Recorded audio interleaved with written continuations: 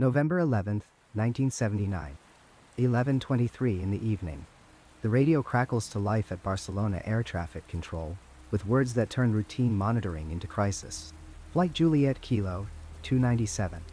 A TAE Caravel aircraft carrying 109 passengers and crew from Salzburg to Tenerife breaks through the static with an emergency declaration that will haunt aviation investigators for decades to come. The pilot's voice, tight with controlled urgency, reports something impossible. Red lights. Multiple red lights approaching his aircraft at speeds that defy everything he knows about flight. They are closing distance over the dark Mediterranean waters, and he is taking evasive action. Imagine that cockpit in those moments. The soft glow of instruments. The endless black void beyond the windscreen where sea meets sky with no horizon to separate them. And then piercing that darkness, lights that should not exist. Lights moving in ways that violate the laws of physics as we understand them. The captain makes a decision that has never been made before in commercial aviation over Spanish airspace. He will not continue to his destination. He is diverting immediately to Valencia. Within minutes, Los Llanos Air Base scrambles Mirage F-1 fighters into the night sky. The military radar operators are seeing it too, contacts that appear and vanish, objects moving at velocities that should tear any known aircraft apart. The fighters chase shadows through the darkness, pursuing something that seems to be pursuing the passenger plane. But what hunts through the night sky over Spain remains unanswered, a question that lingers across 4 decades of silence and speculation. What was hunting that passenger plane through the Mediterranean night? The afternoon sun cast long shadows across the tarmac at Salzburg Airport on the 11th of November, 1979, as passengers boarded TAE Flight JK-297 bound for the Canary Islands. It was a routine charter flight, the kind that happened dozens of times every week across Europe, carrying tourists eager to escape the approaching winter for the warmth of Tenerife's volcanic beaches. Among the 109 passengers settling into their seats, none could have imagined they were about to become part of one of the most credible and well-documented UFO encounters in aviation history. At the controls sat Captain Francisco Javier Lerdo de Tejada, a man whose very presence in the cockpit represented decades of aviation excellence. With 14,000 flight hours to his name, Captain Lerdo de Tejada was not the type of pilot given to flights of fancy or nervous overreaction.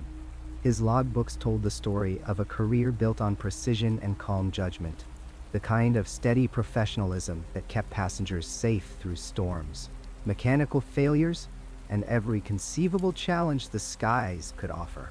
Beside him, his first officer brought another several thousand hours of experience, and behind them in the cabin, the flight crew moved through their pre-flight checks with the practiced efficiency of professionals who had performed these same motions countless times before. The Caravel jet engines spooled up, and JK-297 lifted into the European evening sky, climbing through scattered clouds toward its cruising altitude. Below, the Alps gave way to the patchwork farmland of southern Europe, then to the Mediterranean coastline glittering in the fading light. Inside the cabin, passengers read magazines, dozed, or gazed out at the darkening sky. The flight attendants prepared the meal service.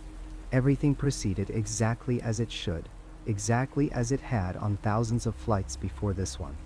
Captain Lerdo de Tejada maintained contact with air traffic control as the flight progressed southward, along its filed flight plan. The weather was clear, the aircraft systems functioning normally, the passengers comfortable. In his nearly 3 decades of flying, the captain had learned to trust his instruments, to follow procedures, to maintain professional detachment, even in challenging situations. These qualities, this very reliability, would soon lend tremendous weight to what he was about to report. At approximately 2300 hours, somewhere over the darkened Mediterranean Sea, the routine nature of Flight JK-297 came to an abrupt end. The first officer noticed them initially, 2 red lights in the distance, visible through the cockpit windows. Aircraft lights perhaps, or lights from a ship far below reflecting off the water. For a few moments, they seemed unremarkable, just another piece of the visual landscape pilots constantly monitor. But then the lights began to change position in ways that immediately commanded attention. Captain Lerdo de Tejada focused his experienced gaze on the phenomenon. The red lights were moving, but not in the way aircraft move. They appeared to be approaching, covering distances at speeds that seemed inconsistent with any conventional aircraft he had encountered in his 14,000 hours aloft. He cross-referenced his instruments, checking for traffic that air traffic control might have warned him about, but there had been no such warnings. The radios remained quiet, except for routine transmissions from other flights far from their position. The lights drew closer, and now both pilots watched them with growing concern.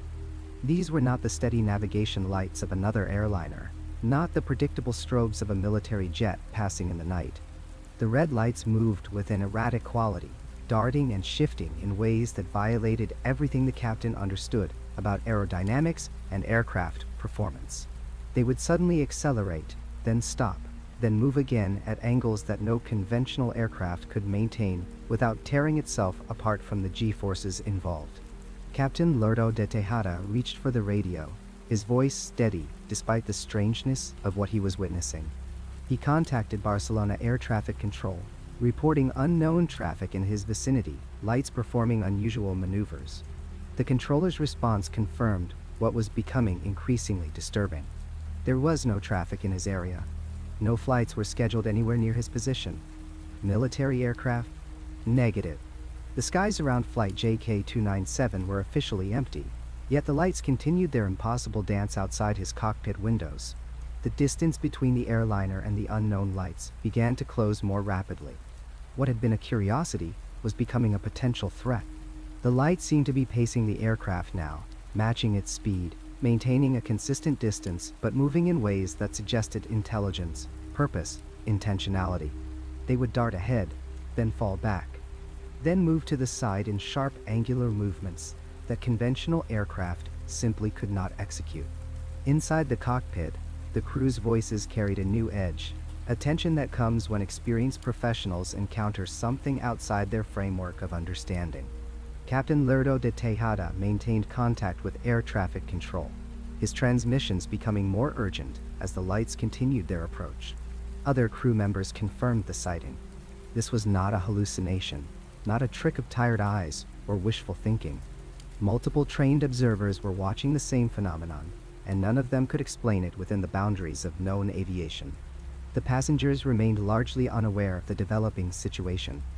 Through the small cabin windows, some might have glimpsed unusual lights in the distance, but most were asleep or occupied with books and conversations. Only in the cockpit did the full strangeness of the encounter unfold, as instruments and training proved inadequate to explain what was happening just beyond the thin aluminum skin of the aircraft. 20 minutes passed, then 30, with the lights maintaining their bizarre aerial display. The crew tried everything they could think of to identify the source. Could it be some kind of military exercise they had not been informed about? But air traffic control confirmed no such exercises were scheduled. Could it be another civilian aircraft in distress? But the movements were too controlled, too precise, too utterly impossible for any aircraft in trouble. The lights performed maneuvers that would have subjected any human pilot to lethal G-forces, accelerating and changing direction with an ease that mocked the limitations of conventional aerospace engineering. As the encounter stretched beyond the 40-minute mark, Captain Lerdo de Tejada faced a decision that no commercial pilot wants to make. His primary responsibility was the safety of his passengers and crew. The unknown lights had now approached close enough to constitute a potential collision hazard, and their unpredictable movements made it impossible to guarantee safe separation. Standard aviation procedures offered no guidance for this situation. There was no checklist for unknown objects performing impossible maneuvers in your vicinity. The captain's voice came through clearly to Barcelona Control, stating his intention to divert from his planned route to the Canary Islands. He would instead make an emergency landing at Valencia's Manises airport. The urgency in his transmission was unmistakable now.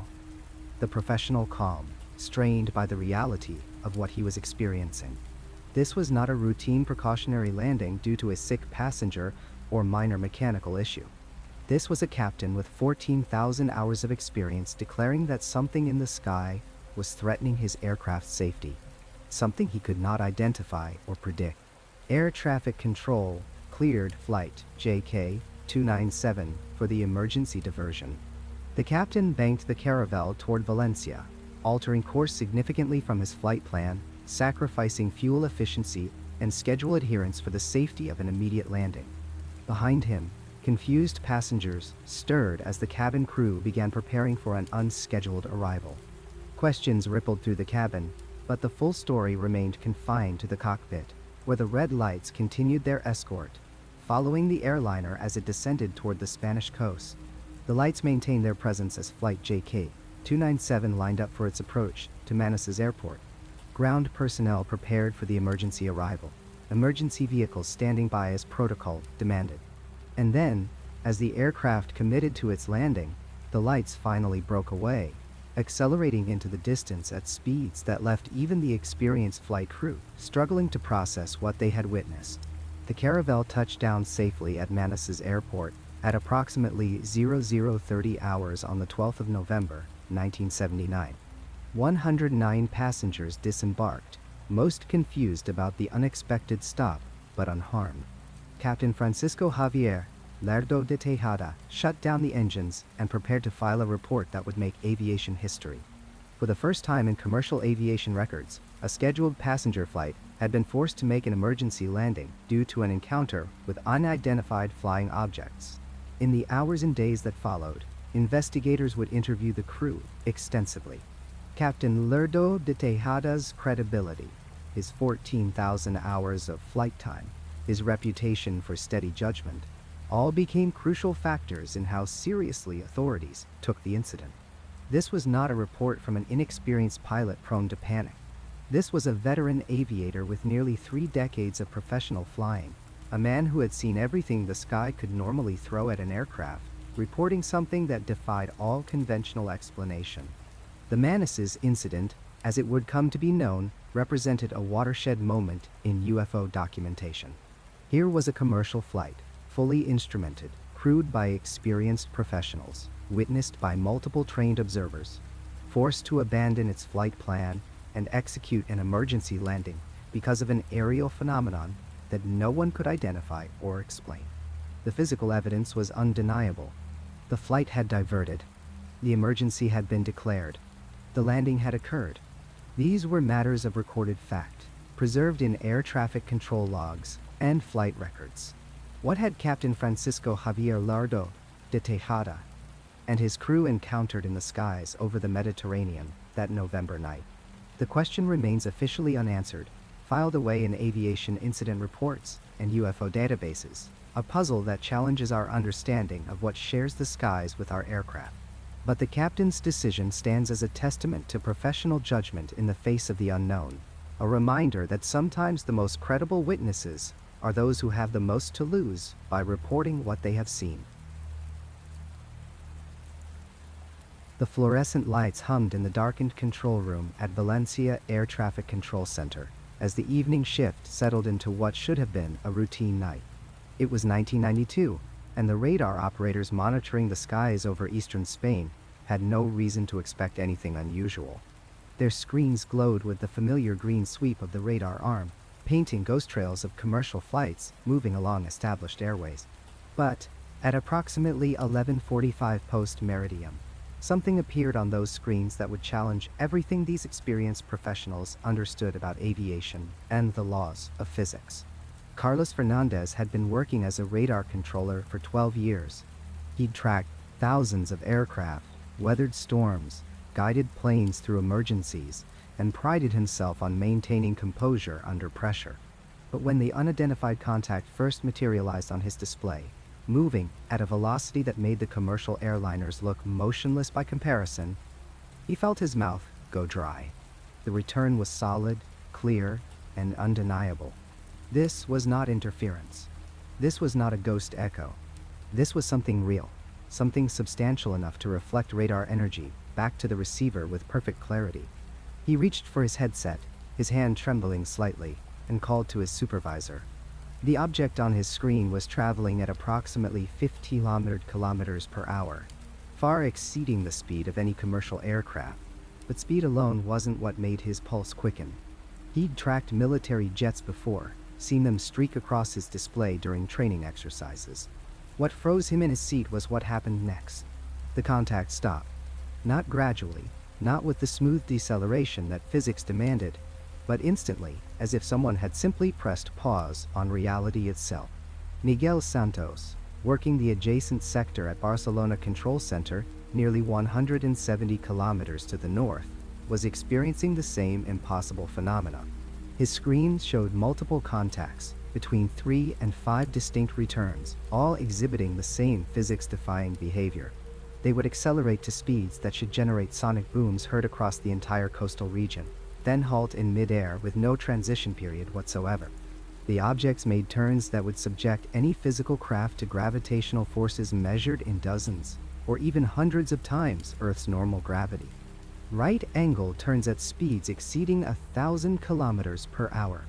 Changes in altitude that happen so rapidly the radar returns seemed to teleport rather than move.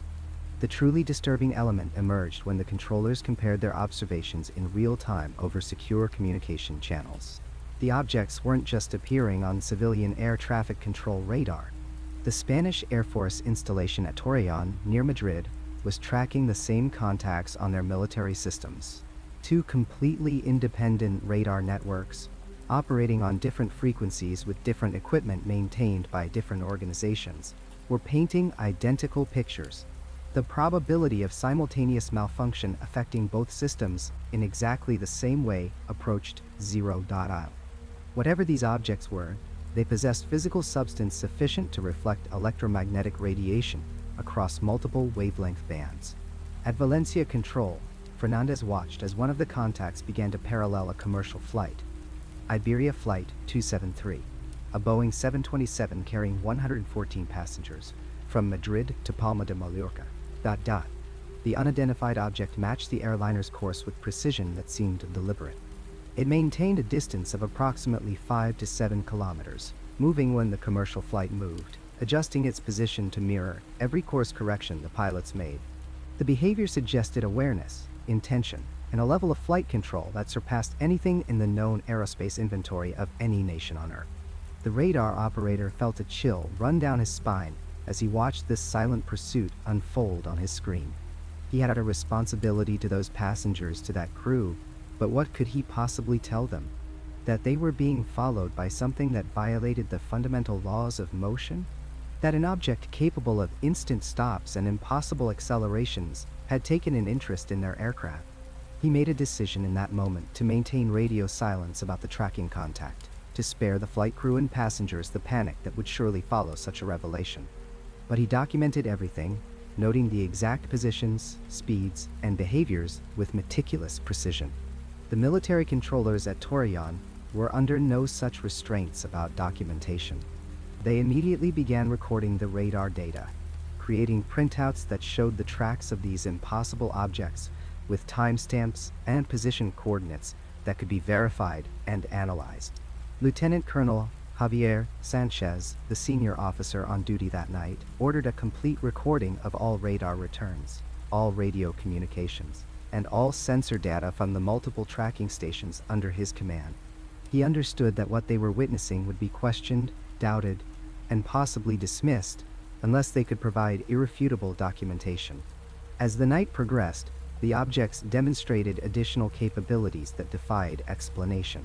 They would divide and merge, with single contacts splitting into multiple returns before recombining minutes later. They performed vertical ascents at rates exceeding 15,000 meters per minute, accelerations that would reduce any human pilot to unconsciousness or worse. The radar returns showed them dropping from altitudes of 12,000 meters to less than 300 meters above sea level in a matter of seconds, then reversing course to climb back to stratospheric heights with equal rapidity. Rosa Monde, a radar operator at Barcelona Control with 8 years of experience, later described the psychological impact of watching these objects maneuver on her screen. She felt a growing sense of unease that bordered on dread, not because the objects were threatening in any overt way, but because their very existence implied a technology so far beyond human capability that it rendered her understanding of the world inadequate. If something could move like this, stop like this, accelerate like this, what else was possible? What other assumptions about reality were simply wrong?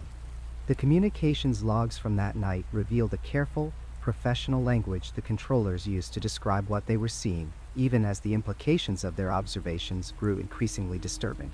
They cross-referenced position reports, verified that their equipment was functioning correctly, and confirmed that atmospheric conditions could not explain the returns. They ruled out temperature inversions, anomalous propagation, and equipment interference through systematic analysis and comparison across multiple independent systems. The objects remained visible on radar for approximately 2 hours and 17 minutes. During that time, they were tracked by no fewer than 7 different radar installations across eastern Spain. Military jets were scrambled from Zaragoza Air Base, F-18 fighters capable of speeds exceeding Mach 1.8. But by the time the interceptors reached the area where the contacts had last been observed, the objects had vanished. The fighter pilots reported nothing unusual on their onboard radar systems, nothing visible through their canopies in the clear night sky. Whatever had been there was simply gone. In the days following the incident, the radar printouts and communication logs were collected by Spanish military intelligence. The documents were classified under protocols that prevented their release to the public or the press. The controllers who had witnessed the events were debriefed extensively and instructed to maintain silence about what they had observed. The official position of the Spanish Air Force was that the radar returns remained unidentified and under investigation, a carefully worded statement that acknowledged something had been detected while refusing to speculate about its nature or origin. But the physical evidence existed. Printouts showing impossible trajectories, logged communications describing objects that violated known physics, and the testimony of multiple trained professionals whose careers depended on accurate observation and reporting. These weren't farmers claiming lights in the sky or amateur enthusiasts misidentifying Venus. These were radar operators with years of experience, military personnel with security clearances, professionals whose job required them to distinguish real targets from false returns every single day. The documented speeds alone presented an insurmountable problem for a conventional explanation. 1,500 kilometers per hour represented Mach 1 second, faster than the speed of sound, yet no sonic booms were reported across the densely populated coastal region. The acceleration rates required to reach such speeds from a standing start in the observed time frames would generate forces exceeding 20 times Earth's gravity, enough to turn any human occupant into a thin paste against the interior of their craft. The right angle turns at high speed would require similar force loads, making the maneuvers lethal to biological entities unless some form of inertial dampening technology existed that was completely unknown to terrestrial science. The tracking behavior remained perhaps the most unsettling aspect of the entire incident. The object that had paralleled Iberia Flight 273 had demonstrated awareness of the commercial aircraft and the ability to match its movements with precision. This wasn't random. This wasn't natural phenomenon or equipment error. Something with intelligence and purpose had chosen to follow that particular flight, to maintain a specific distance, to mirror its course corrections with accuracy that suggested advanced sensors and flight control systems. Years later, after some of the classification restrictions were lifted, portions of the radar data and communication logs became available to researchers. The Spanish government never provided a complete explanation for what had been observed that night. The objects remained officially unidentified, their nature and origin still listed as unknown in military files.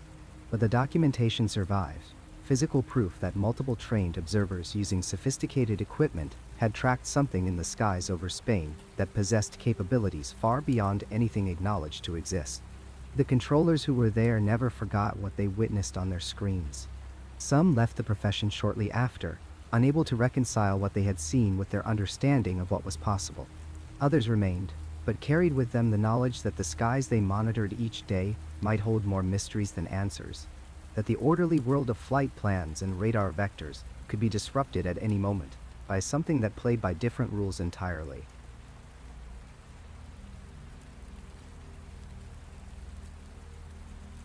The night of November 11th, 1979 began like any other at Los Llanos Air Base in the province of Albacete, Spain.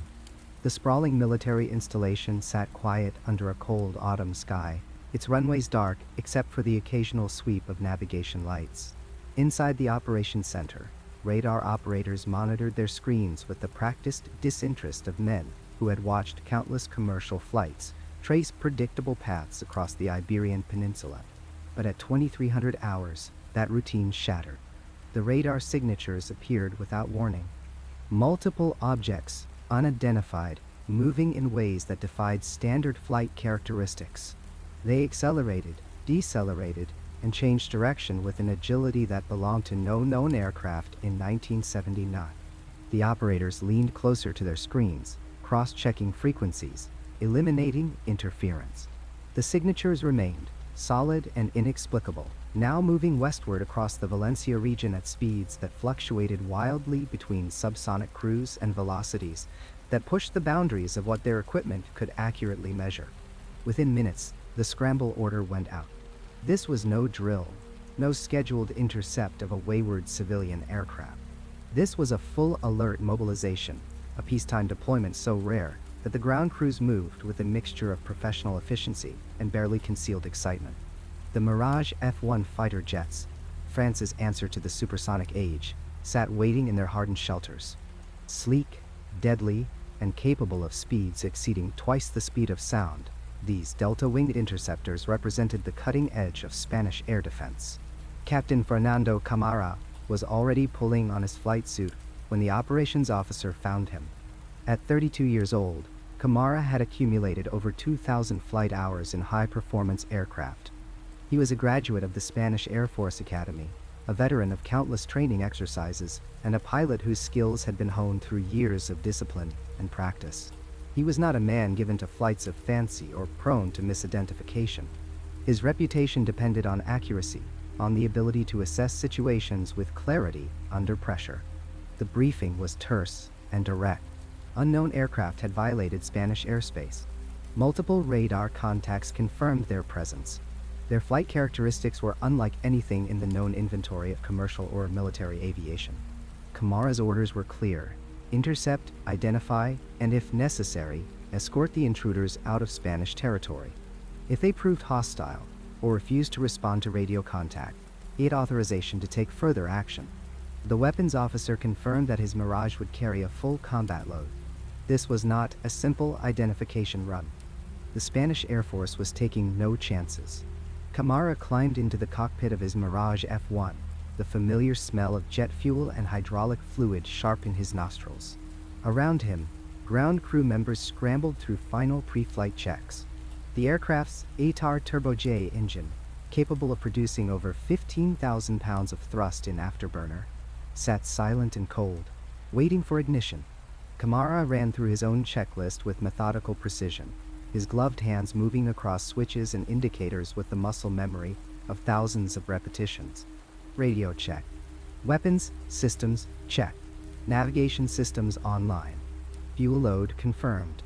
The engine start procedure began with a high-pitched whine that built into a deep, thunderous roar. The Mirage trembled around him, a coiled predator ready to spring. Camara felt the familiar rush of adrenaline, the sharpening of focus that came with every combat-ready sortie. Behind him, his wingman was completing the same procedures, preparing to launch into the unknown darkness above. Tower clearance came through crisp and immediate, the canopy sealed with a pressurized hiss. Camara advanced the throttle, feeling the Mirage surge forward, eager and responsive. The runway lights blurred into twin streams of white fire as the aircraft accelerated, the afterburner kicking in with a shock of raw power that pressed him back into his ejection seat. At 180 knots, he pulled back on the stick, and the Mirage leaped into the night sky, climbing at a rate that would carry it to 30,000 feet in less than 3 minutes. The radar controller's voice guided him through the darkness, providing vectors and range information. The unknown contacts were approximately 80 kilometers to the northwest, moving in an erratic pattern that suggested either mechanical malfunction or intentional evasive maneuvering. Camara pushed the Mirage harder, climbing through thin layers of cloud, the stars appearing in brilliant profusion as he broke into clear air at altitude. His radar locked onto the contacts almost immediately. What he saw next would stay with him for the rest of his life. Ahead, suspended in the crystalline darkness, were lights. Not the steady white or red navigation lights of conventional aircraft, but luminous objects that pulsed and shifted through a spectrum of colors. They appeared amber at first, a warm, almost organic glow that seemed to radiate from within rather than reflect from any external source. As Kamara watched, the color shifted to a deep red, then to a blue-white brilliance that hurt to look at directly even from a distance of several kilometers. He reported the visual contact immediately, his voice steady despite the strangeness of what he was witnessing. The objects were moving in formation, 3 distinct lights maintaining a triangular pattern. Kamara advanced the throttle, pushing his Mirage to intercept speed. The distance closed steadily. 5 kilometers, 4 kilometers, 3 kilometers. He should be able to make out structural details now, the silhouette of wings or fuselage against the starfield. But there was nothing. Just the lights themselves, impossibly bright, defying every principle of aerodynamics he had learned. At 2 kilometers, something changed. The objects seemed to become aware of his pursuit. They accelerated not with the gradual buildup of a conventional aircraft spooling up its engines, but with an instantaneous leap in velocity that left Kamara stunned.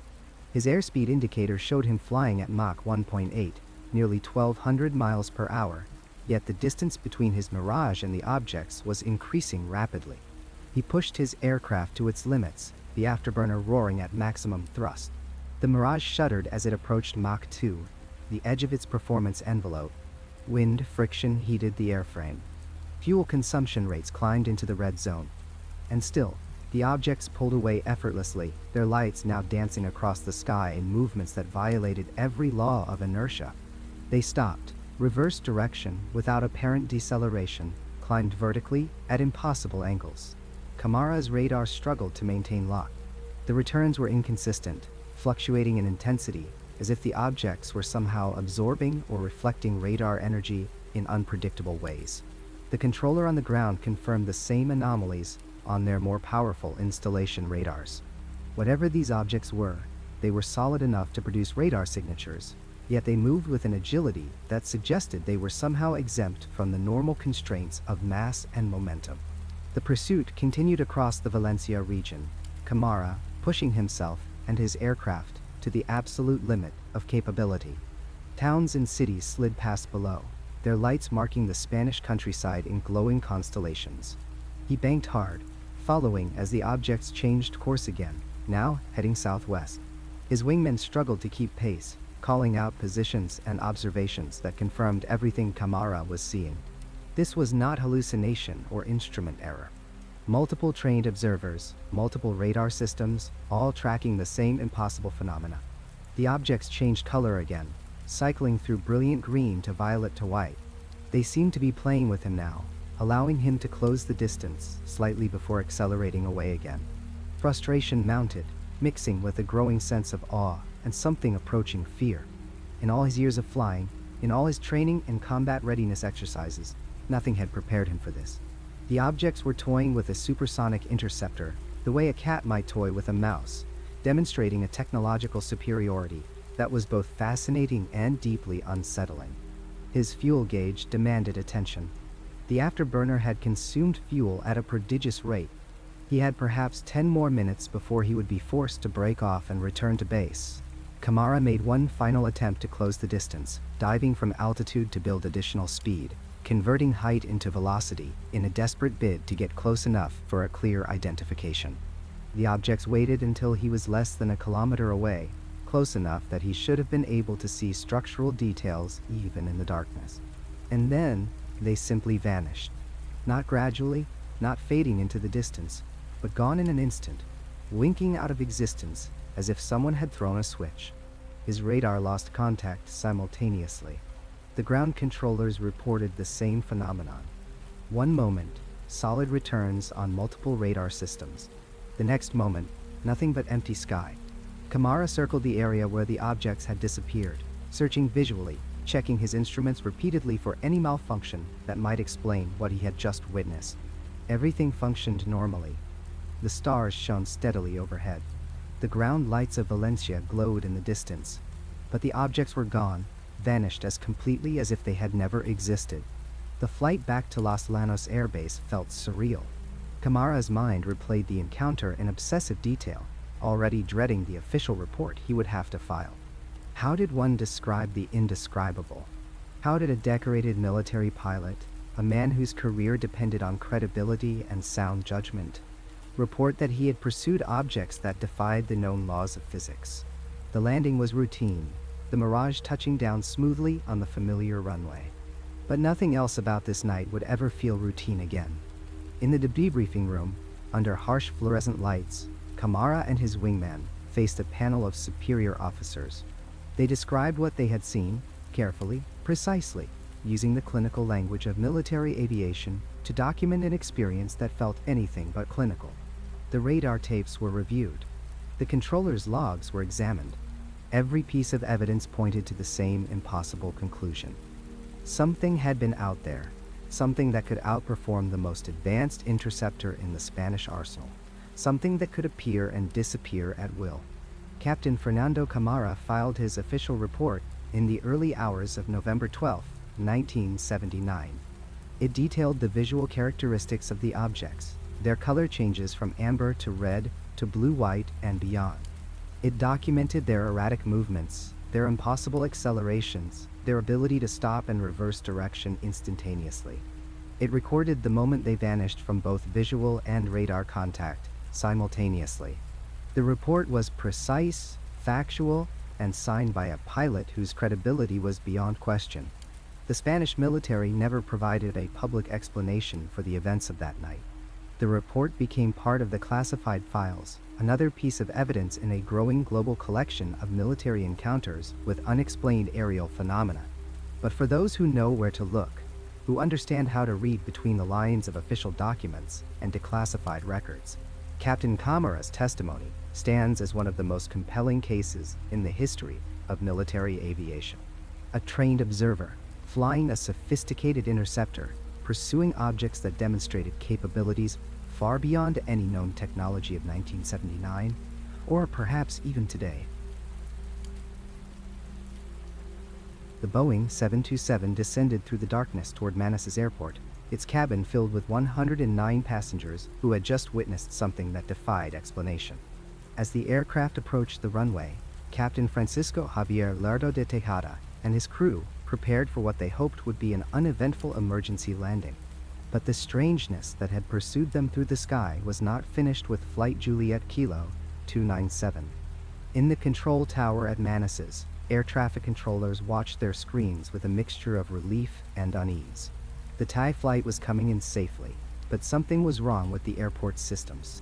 The primary runway lighting, which had been functioning perfectly just minutes before, began to flicker. Individual lights dimmed and brightened in patterns that seemed almost deliberate, as if responding to some unseen presence. The head electrician on duty that night, a man named Vicente, who had maintained those very lights for over 15 years, stared at his control panel in disbelief as voltage readings fluctuated wildly without any mechanical explanation. Ground crew members positioned near the runway for the emergency landing noticed it first. The lights were dancing. That was the word they would use later, again and again, in their statements. Dancing.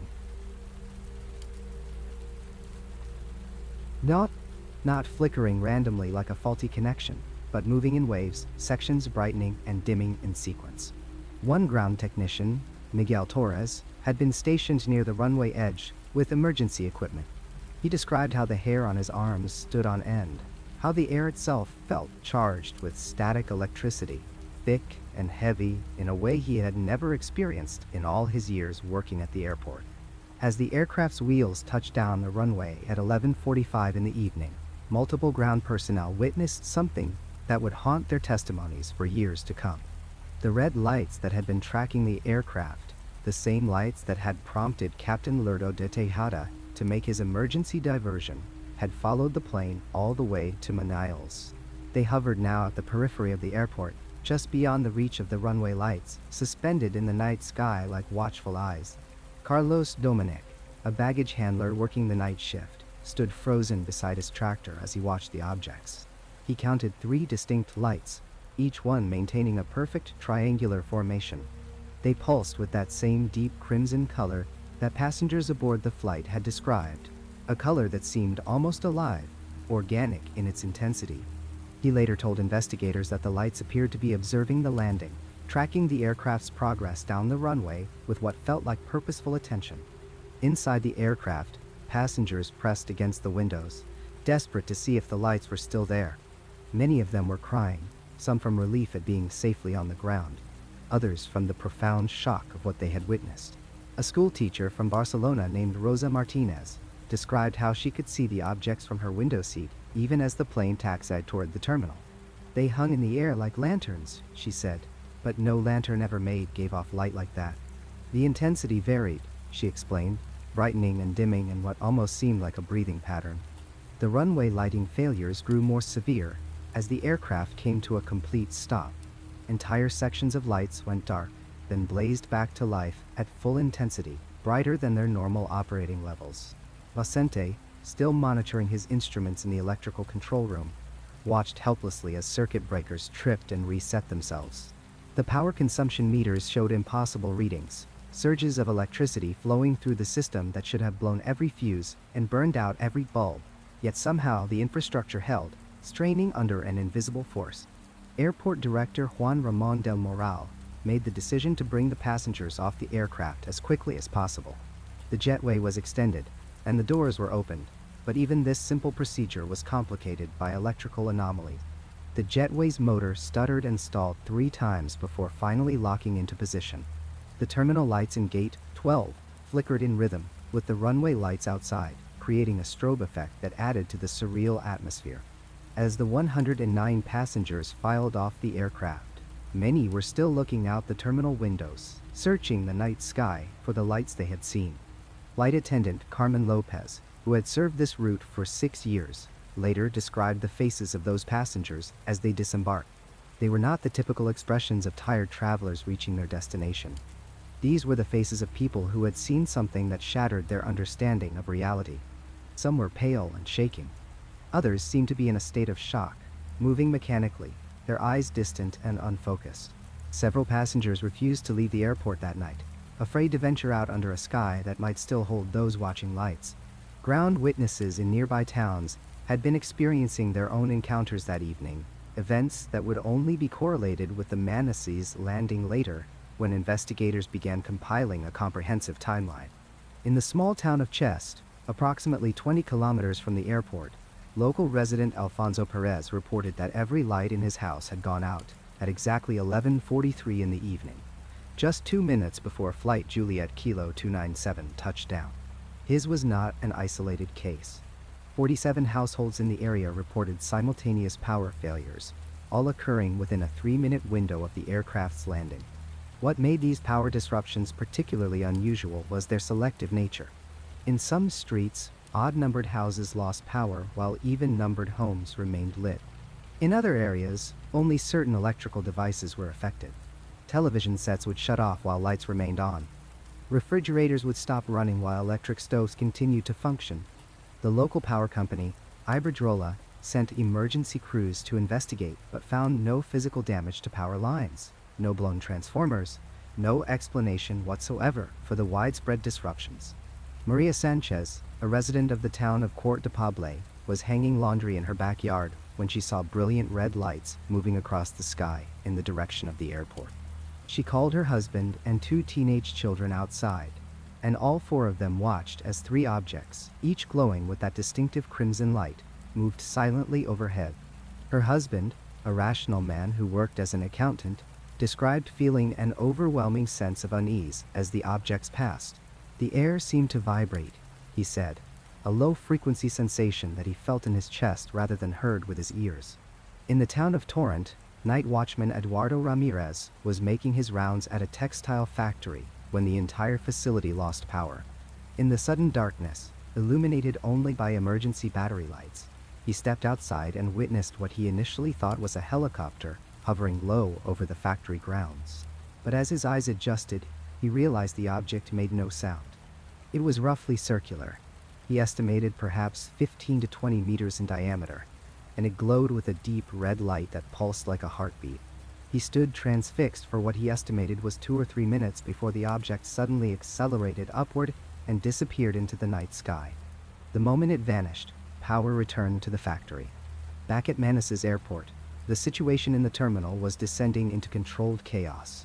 Airport personnel struggled to process the arriving passengers while dealing with ongoing electrical problems. Computer systems crashed and rebooted. The public address system emitted bursts of static and white noise. Automatic doors opened and closed randomly. The normally efficient operation of a modern airport had been reduced to barely functional disorder. Captain Lerdo de Tejada and his crew remained with the aircraft for nearly an hour after landing, completing post-flight procedures and meeting with airport officials and military investigators who had already been summoned. The captain's hands, witnesses noted, were still shaking as he filled out his incident report. His co-pilot, a younger man with less experience, appeared to be in a state of shock, speaking in short, clipped sentences and repeating himself frequently. Outside, beyond the perimeter fence of the airport, the mysterious lights continued their vigil. Ground crew members who ventured out to the far edges of the runway reported that the objects seemed to be maintaining a specific distance from the airport, as if observing from what they considered a safe perimeter. The lights would occasionally move, repositioning themselves, but they never approached closer, and they never fully departed. Security guard Antonio Ruiz, patrolling the airport boundary, estimated he watched them for nearly 2 hours. They just hung there, he later testified, like they were waiting for something, or watching to make sure we were all okay, or maybe making sure we all knew they were there. The correlation between the UFO presence and electromagnetic disturbances was not lost on the military investigators who arrived that night. This pattern, this signature of electrical interference accompanying UFO sightings, had been documented in similar cases around the world. The 1976 Tehran incident in Iran had involved massive disruptions to aircraft instruments and ground-based communication. The 1965 Northeast Blackout in the United States, which plunged 30 million people into darkness, had been accompanied by numerous UFO reports. The 1983 Livingston incident in Scotland involved a forestry worker who encountered a landed object and subsequently suffered from severe headaches while all electronic equipment in the vicinity malfunctioned. The electromagnetic effects observed at Manises that night fit a documented profile.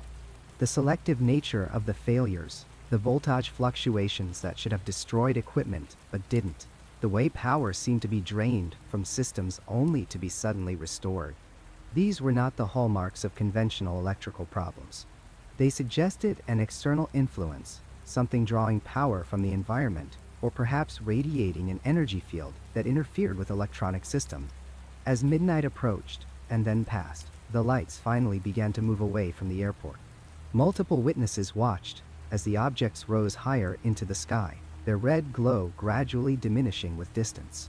They moved in formation, maintaining that perfect triangular spacing until they were indistinguishable from stars, and then they were gone. The runway lights stabilized. The terminal systems returned to normal operation. The electromagnetic storm, if that's what it had been, had passed.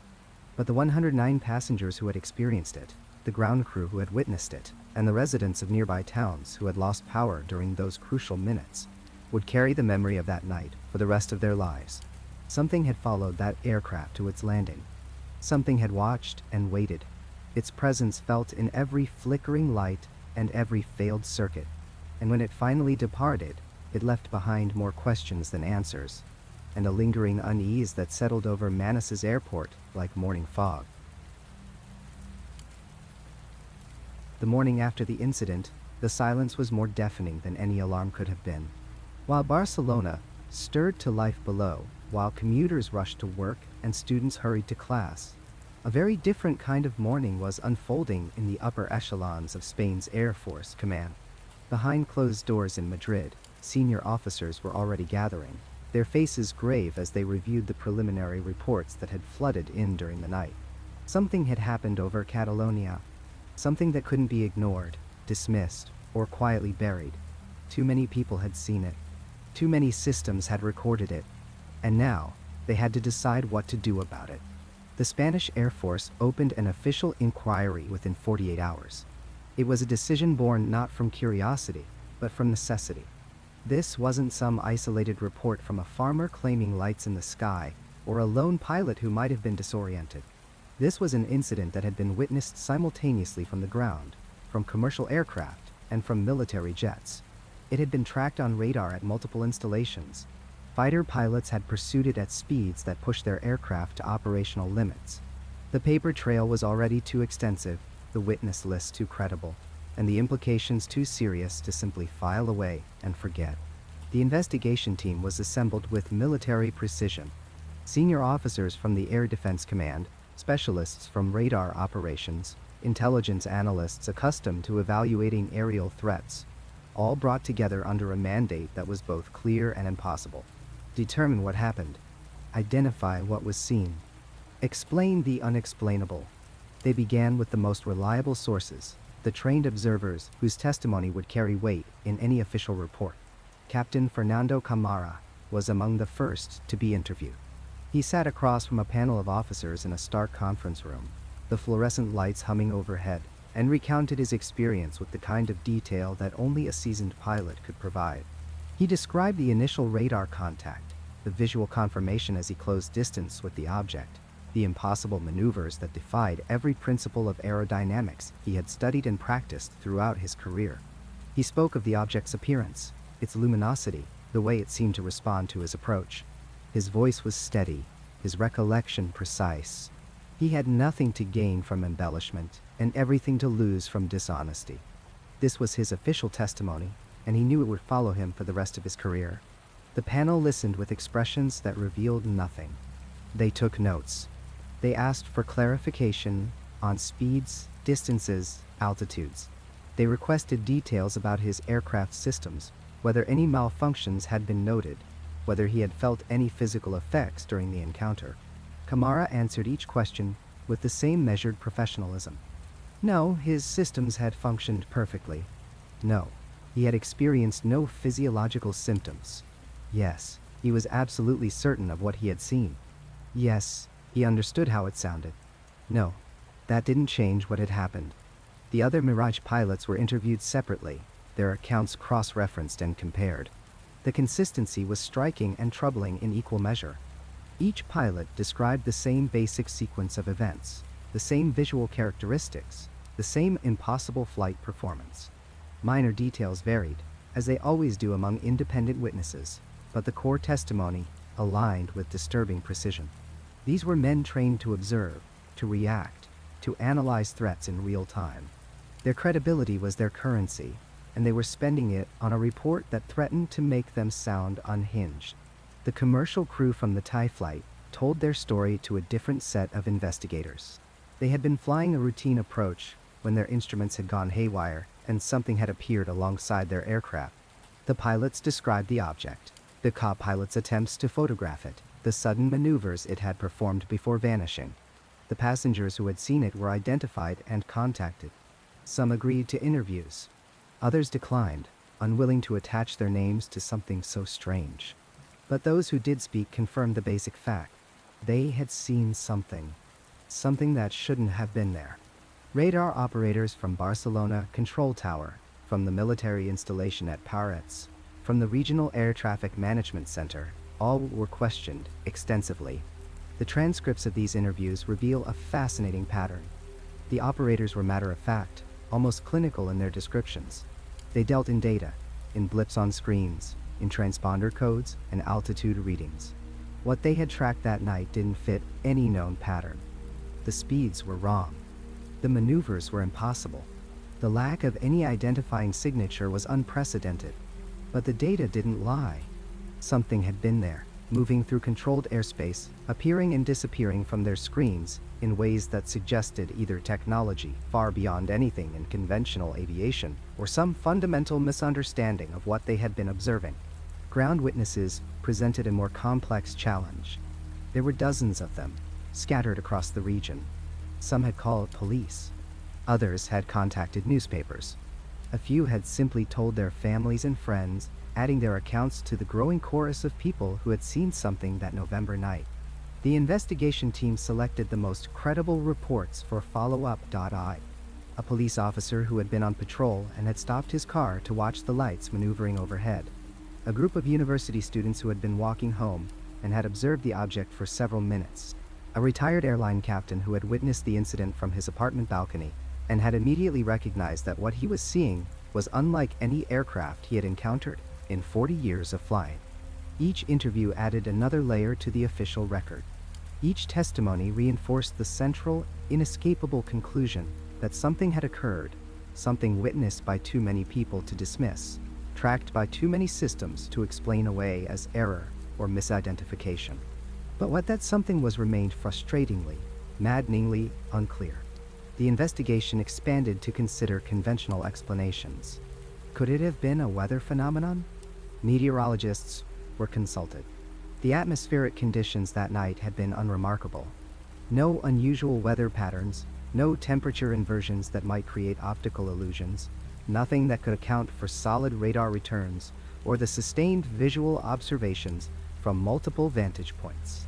Could it have been a military exercise, some classified operation that had strayed into commercial airspace?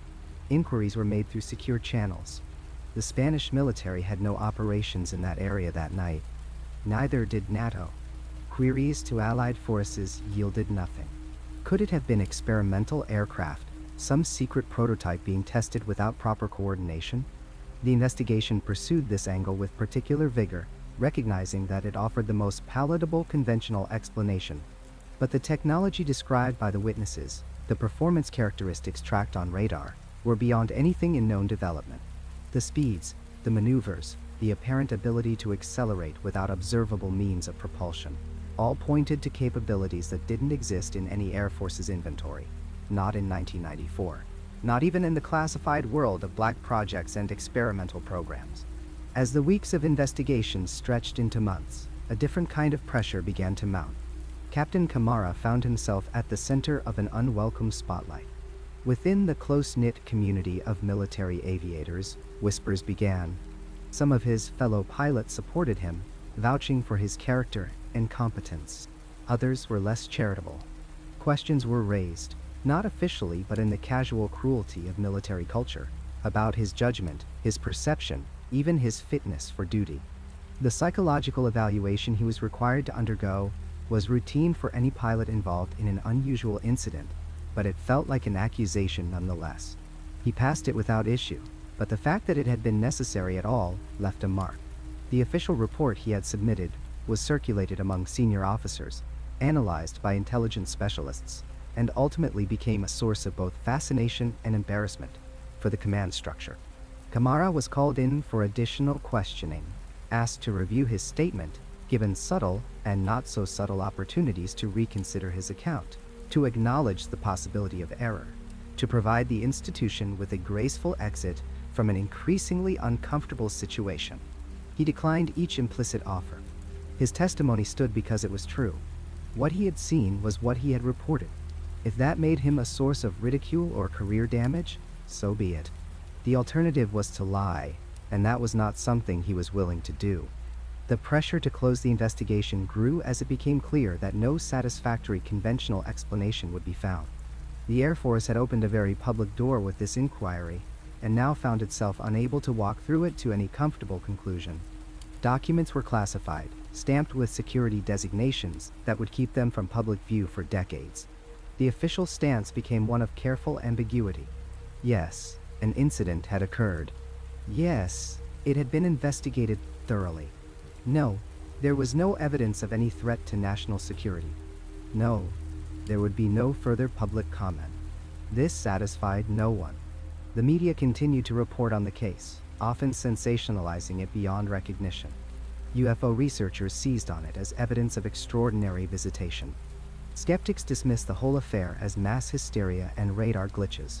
And the witnesses, the pilots and operators and civilians who had seen what they had seen, found themselves caught in the middle, their credible observations lost in the noise of speculation and denial. The documents remained classified for years, locked away in military archives, their contents known only to a select few with the appropriate clearances and need to know. The case file grew thick with interviews, radar data, technical analysis, meteorological reports, all meticulously compiled and carefully hidden from public scrutiny. The incident over Barcelona became another entry in the long catalog of unexplained aerial phenomena, officially acknowledged, but officially unexplained. It wasn't until the 1990s, as part of a broader declassification effort, that the documents finally saw daylight. Researchers who had spent years seeking access suddenly found themselves with boxes of official records, testimony transcripts, and technical data. What they found confirmed everything that had been rumored and reported over the years. The incident had happened exactly as the witnesses had described. Multiple objects had been tracked on radar, pursued by military aircraft, and observed by dozens of credible witnesses. The investigation had been thorough, professional, and ultimately unable to provide any conventional explanation for what had occurred. The official conclusion, stated in the dry language of military bureaucracy, was remarkable for what it acknowledged and what it carefully avoided. Unknown objects, the report stated, had been detected by radar systems and observed visually by qualified personnel. These objects had demonstrated flight characteristics inconsistent with known aircraft or natural phenomena. Their origin remained undetermined. Their nature remained unexplained.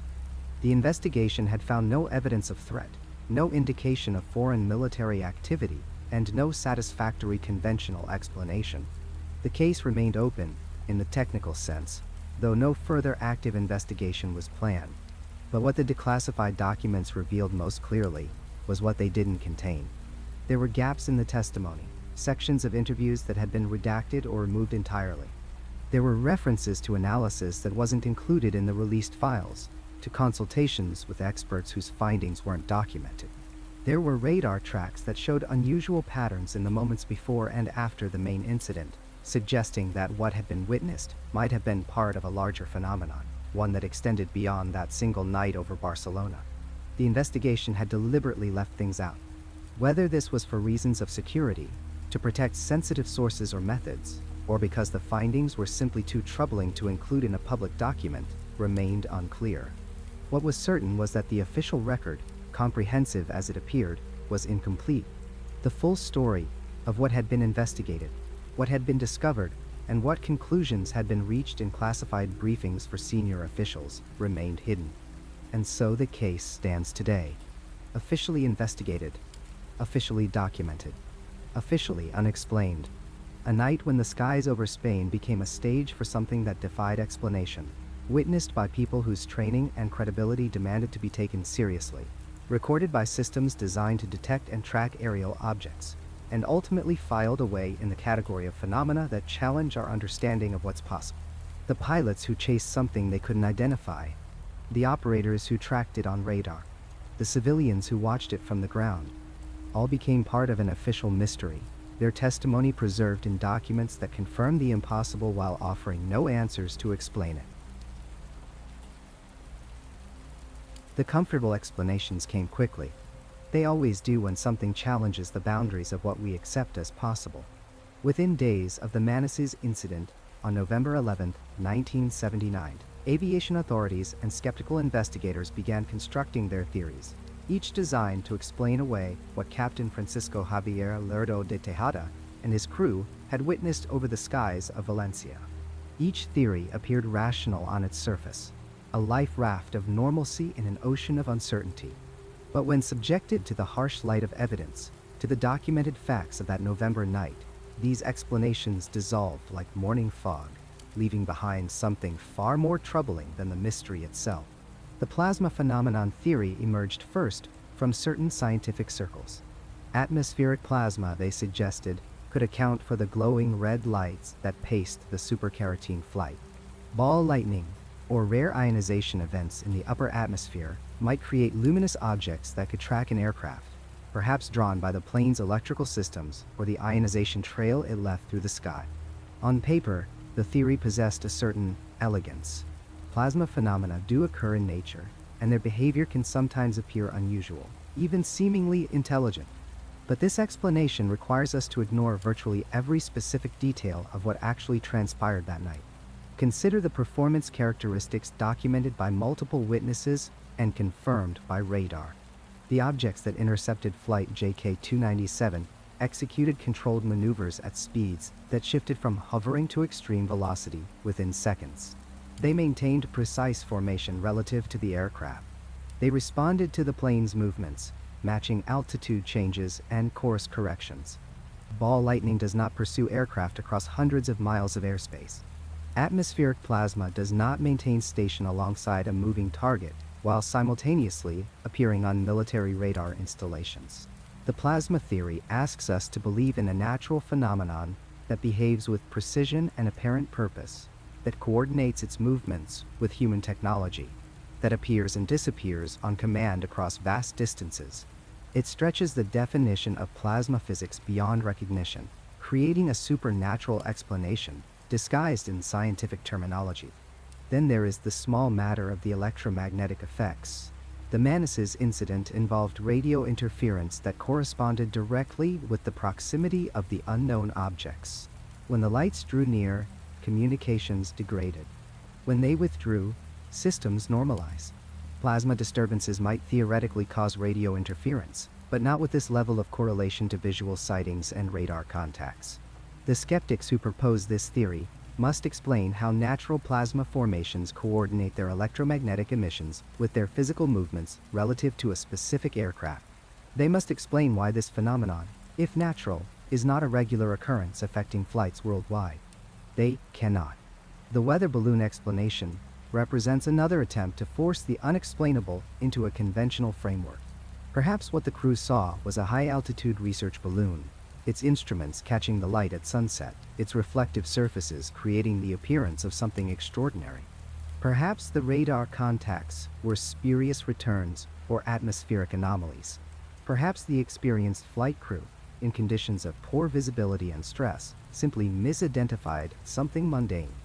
This theory has served as the default explanation for decades of aerial phenomena, deployed so frequently it has become almost reflexive.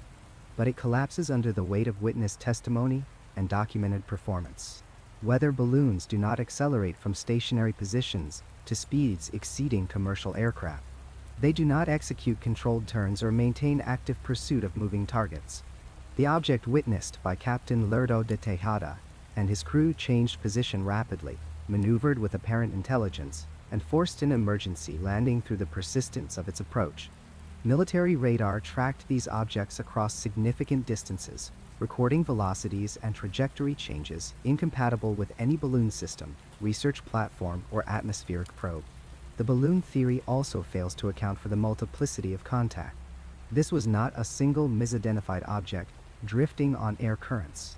Multiple luminous objects appeared, separated, rejoined, and demonstrated coordinated behavior. Unless we believe in a fleet of balloons possessed of group intelligence and reaction capabilities, this explanation serves only to avoid confronting the genuine strangeness of the event. More sophisticated skeptics propose the secret military aircraft hypothesis. Perhaps what buzzed the supercarotene flight was classified technology, an experimental craft from NATO forces, or even Soviet origins, testing in European airspace. Perhaps the Spanish military's response was theatrical, designed to conceal their knowledge of these operations. Perhaps the entire incident was theater, a cover story for activities better left unacknowledged. This theory at least grants the objects their observed capabilities, accepting that something real and technological was present that night. But it introduces logical problems that multiply under examination. No military aircraft of 1979 possessed the performance characteristics documented during the Manises incident. The objects demonstrated acceleration profiles, hovering capabilities, and sustained high-speed flight that exceeded any known technology of that era. They displayed electromagnetic properties that interfered with commercial radio systems. They operated with apparent impunity in controlled airspace above a populated European nation, triggering military scrambles and forcing civilian aircraft to make emergency landings. What military operating covertly would risk such exposure? What strategic value could possibly justify harassment of civilian airliners over Allied territory? And if such technology existed 45 years ago, where is it now? Why do our most advanced aircraft still lack these capabilities? The secret military hypothesis also requires us to believe in conspiracies of remarkable scope. Spanish air traffic controllers would need to be complicit. The Spanish Air Force pilots who scrambled to intercept would need to maintain decades of silence about revolutionary aircraft. Captain Lerdo de Tejada and his crew would need to have fabricated or embellished their accounts. The passengers who witnessed the objects would need to have been deceived or recruited into the deception. This explanation multiplies improbabilities rather than resolving them, creating a conspiracy more fantastic than the mystery it attempts to explain. What remains, when we strip away these inadequate theories, are the irreducible facts. Multiple trained observers witnessed objects of extraordinary capability. Ground radar and airborne visual confirmation occurred simultaneously, eliminating the possibility of isolated sensor error or individual misperception. The objects demonstrated performance characteristics that violated the known capabilities of any aircraft then or now. Instantaneous acceleration, extreme velocity, prolonged hovering, precise maneuvering, and apparent responsiveness to the aircraft they pursued. They generated electromagnetic effects documented through radio interference. They appeared with purpose, behaved with intelligence, and departed without explanation, leaving only questions and the uncomfortable recognition that our theories failed to contain the reality. This was not an isolated incident, not an anomaly that could be dismissed as unique circumstances combining to create confusion. The Manises event fits within a pattern of encounters between commercial aviation and unknown aerial phenomena, a pattern that spans decades and continents, documented by professionals whose careers depend on accurate observation and reporting. 2 years before Manises, in the early morning hours of September 19, 1976, an Iranian Air Force F-4 Phantom jet scrambled to intercept an unknown object over Tehran. The incident began with civilian reports of a bright object in the sky, reports that quickly reached military authorities. When the first Phantom achieved intercept position, its instruments failed. Weapons systems went offline. Communications ceased. Only when the pilot broke off pursuit did his aircraft systems restore to normal function. A second Phantom achieved radar lock on the object, recording a return so large it suggested something the size of a Boeing 727. When the crew attempted to engage, a smaller object separated from the primary target and moved toward the interceptor at high speed. The pilot attempted to launch missiles. His weapons system failed completely, rendered inoperative by proximity to the phenomenon. The smaller object circled the Phantom, then rejoined the primary craft. Both objects then demonstrated acceleration and maneuverability that exceeded any known aircraft. The incident was documented extensively, investigated by American Defense Intelligence, and remains unexplained. A decade after Manises, on November 17, 1986, Japan Airlines Flight 1629 encountered multiple objects while hauling cargo over Alaska. Captain Kenju Terauchi, an experienced pilot with thousands of flight hours, reported lights pacing his Boeing 747 for more than 30 minutes. The objects maneuvered around the aircraft, maintained formation during course changes, and at one point, according to the crew's testimony, an enormous craft appeared alongside them, so large it dwarfed the 747. Federal Aviation Administration radar confirmed the presence of objects near the aircraft. Military radar tracked anomalous returns. The incident triggered extensive investigation by American and Japanese authorities, producing thousands of pages of documentation, but no conventional explanation. Captain Terauchi faced professional consequences for reporting what he witnessed, his credibility questioned, his career impacted by the decision to tell the truth about an encounter that defied acceptable reality. These incidents share critical commonalities that eliminate coincidence or isolated misidentification. They involve experienced aviation professionals, individuals trained in observation and aircraft recognition. They include multiple witnesses, not single observers whose testimony might be questioned. They demonstrate simultaneous radar and visual confirmation, hard data correlating with human perception. They document performance characteristics that exceed conventional technology, extreme acceleration, sustained high-speed flight, hovering capability, electromagnetic effects that disable or interfere with aircraft systems. They describe objects that behave with apparent intelligence, responding to the aircraft they encounter, maneuvering with purpose rather than following ballistic trajectories or predictable paths. Most significantly, they represent encounters that were reported despite professional risk, documented despite institutional resistance, and investigated despite the absence of satisfying explanations. Pilots who report such incidents often face skepticism from colleagues, scrutiny from authorities, and damage to careers built on reputations for reliability and sound judgment. The decision to report becomes an act of professional courage, a choice to prioritize truth over convenience. What mainstream science and military authorities face in these cases is the collapse of comfortable categories. The phenomena documented at Manises, over Tehran, above Alaska, and in dozens of other well-documented encounters, resist classification within existing frameworks. They are not natural atmospheric events behaving according to physical laws we understand. They are not conventional aircraft operating within known technological parameters. They are not optical illusions or sensor malfunctions or the fabrications of unreliable witnesses. They are something else, something that operates according to principles we have not integrated into our understanding of what is possible. This creates profound institutional discomfort. Science progresses by explaining observations within theoretical frameworks, by reducing the unknown to the understood. Military authorities maintain control through superior technology and comprehensive awareness of threats. Commercial aviation operates on assumptions of predictability and safety, on the premise that airspace can be controlled and managed. Phenomena that resist explanation threaten these foundations. They suggest limitations to our knowledge, gaps in our awareness, the presence of capabilities we cannot replicate or defend against. The response often is institutional denial cloaked in inadequate explanations, a preference for theories that preserve existing worldviews over acknowledgement of genuine mystery. But the evidence persists. The documents accumulate. The witnesses multiply. And the careful elimination of conventional explanations leaves us facing an uncomfortable truth. That something operates in our skies with capabilities beyond our current understanding, demonstrating technology or properties we cannot explain, behaving with apparent intelligence and purpose we cannot predict. The Manises Incident was not an anomaly.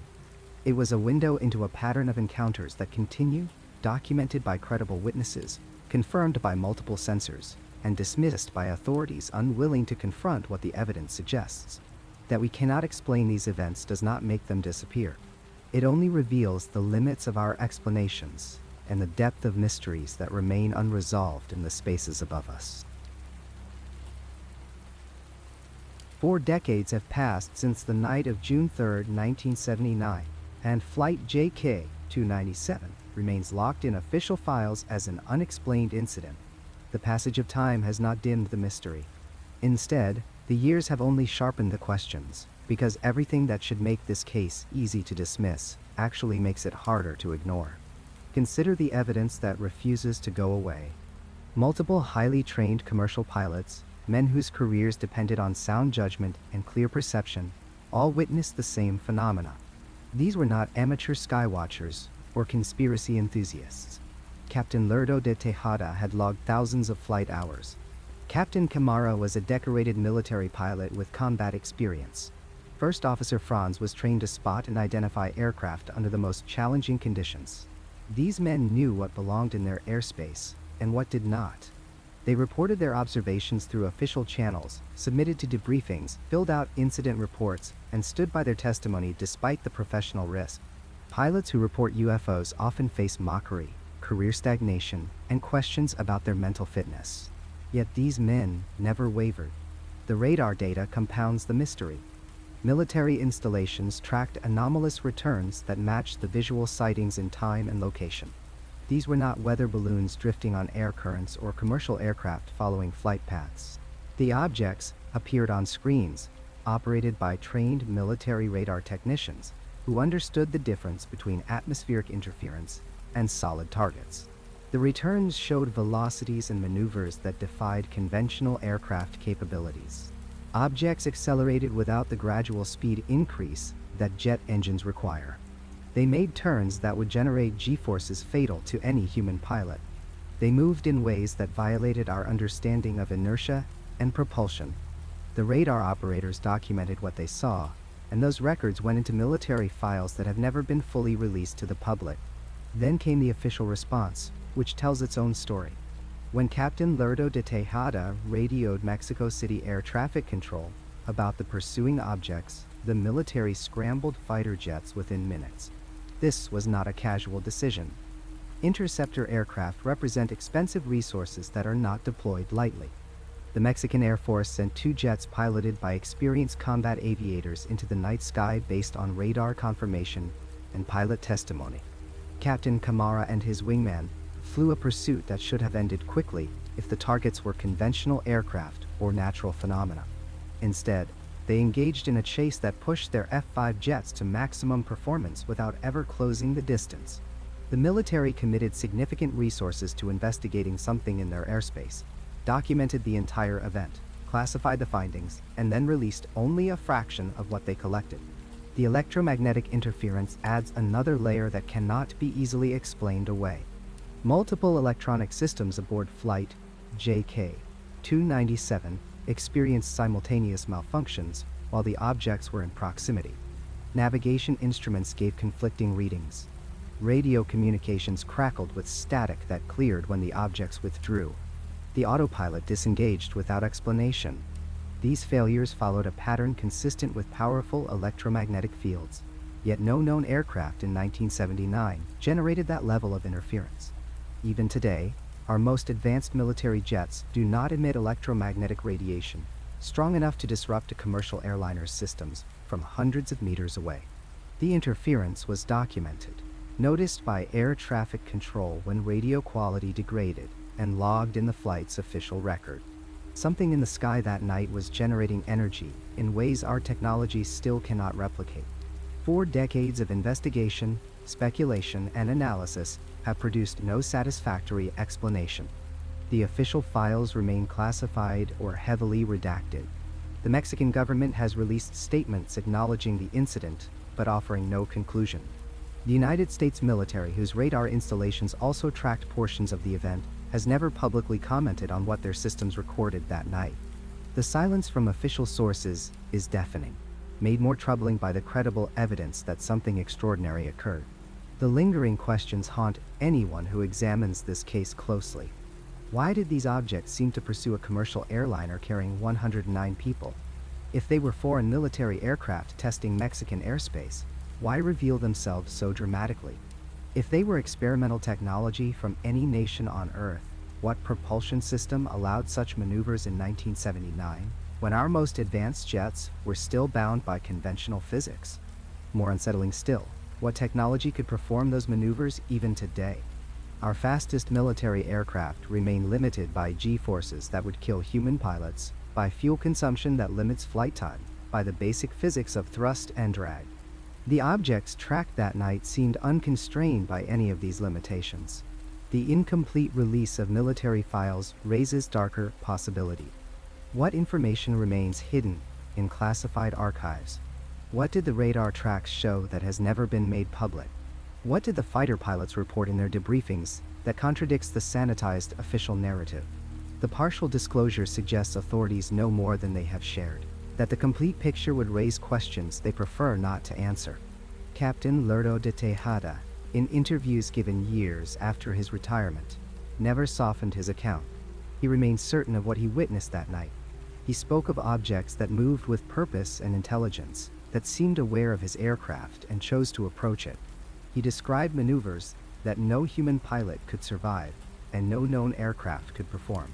His certainty, maintained across decades when he had nothing to gain and credibility to lose, carries weight that skeptics struggle to dismiss.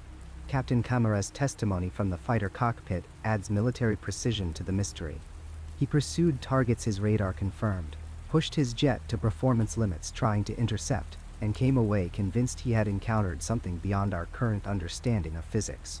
Military pilots are trained to identify aircraft, to estimate speeds and trajectories, to recognize friendly and enemy capabilities.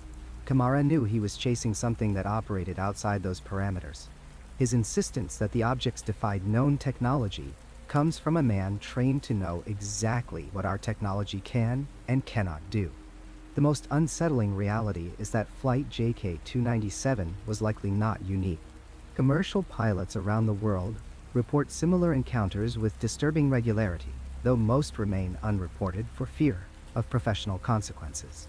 Air traffic controllers track anomalous returns that appear and vanish without explanation. Military pilots engage unknowns that outperform anything in our arsenal. These incidents accumulate in classified files, discussed quietly among professionals who know what they have seen but fear the career death that comes from public disclosure. On any given night, hundreds of commercial flights cross dark skies carrying thousands of passengers who trust that the pilots understand everything in their airspace. The truth is less reassuring. Our skies contain phenomena we cannot identify, track with certainty, or explain with current science. Objects move through controlled airspace, performing maneuvers that violate our understanding of physics. They appear on military radar, draw official responses, and then vanish into classified files that never fully see public light. Flight JK-297 may have simply been unlucky enough to be noticed by something that wasn't supposed to be there, or perhaps unlucky enough to notice something that preferred to remain unseen. Whatever shared the sky with that Boeing 727 on the night of June 3, 1979, it was never identified. It was never explained, and 4 decades later, it remains in our airspace, in our skies, sharing the night with aircraft full of people who have no idea what flies alongside them in the darkness above the cloud.